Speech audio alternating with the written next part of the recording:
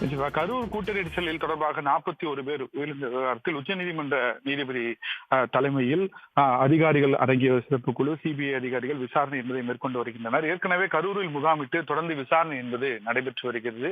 தொழில்நுட்ப ரீதியாகவும், அதாவது 3D மேப்பிங் உள்ளிட்டவற்றை பயன்படுத்தி சிபிஐ அதிகாரிகள் அங்கு விசாரணை என்பதை மேற்கொண்டார்கள். இந்த சம்பவத்தில் தொடர்புடைய 306 பேருக்கு சம்மன் அனுப்பி அவர்களிடம் ஒரு 15 பேர் வரிசையாக ஆஜராகி அவரிடம் வந்து விளக்கம் என்பது பெறப்பட்டிருக்கிறது. இந்த நிலையில் தான் சென்னையில் இருக்கும் பனையூரில் உள்ள தமிழக வெற்றிக் கழகத்தின் அலுவலகத்தில் நடிகர் விஜய் பிரச்சாரத்தின் போது பயன்படுத்திய அந்த வாகனத்தை ஆய்வு செய்யவும், அதில் உள்ள சிசிடிவி காட்சிகள் ஆகியவற்றை பெறவும் சிபிஐ அதிகாரிகள் சென்னையில் வந்து நேற்று முகாமிட்டிருந்தார்கள். சரியாக ஒரு 10 நிமிடத்திற்கு முன்பாக ஒரு அதிகாரி தற்போது சிபிஐ அடையாள அட்டையை பயன்படுத்தி தமிழக வெற்றிக் கழகத்தின் அலுவலகத்திற்கு உள்ளே வந்திருக்கிறார்.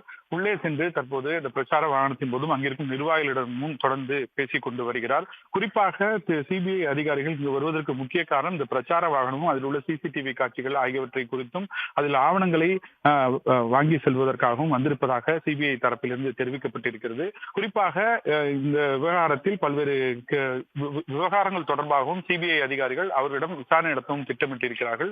குறிப்பாக காவல்துறை தரப்பில் முதல் தகவல் அறிக்கை பதிவு செய்த போது அப்பொழுது பாதுகாப்பில் இருந்த ஆய்வாளர் ஏற்கனவே காவல்துறை அறிவுறுத்தும் தொடர்ந்து தமிழக வெற்றிக் கழகத்தின் தலைவர் தனது பிரச்சார வாகனத்தை இயக்கியதாகவும் அவர்கள் நிர்வாகிகள் கேட்காமல் சென்றதாகவும் இதனால் தான் கரூர் கூட்ட நெரிசல் ஏற்பட்டதாக பல்வேறு குற்றச்சாட்டுகளை முதல் தகவல் அறிக்கையில் தெரிவித்திருந்தார்கள்.